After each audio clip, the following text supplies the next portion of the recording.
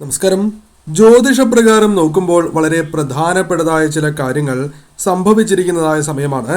ഏറെ സവിശേഷത ഉള്ള ഒരു ഗ്രഹം തന്നെയാണ് വ്യാഴം. ഇന്നലെ ജ്യോതിഷപ്രകാരം നോക്കുമ്പോൾ വളരെയധികം പ്രാധാന്യം കൽപ്പിക്കപ്പെടുന്ന ഗുരുപൂർണിമയായിരുന്നു.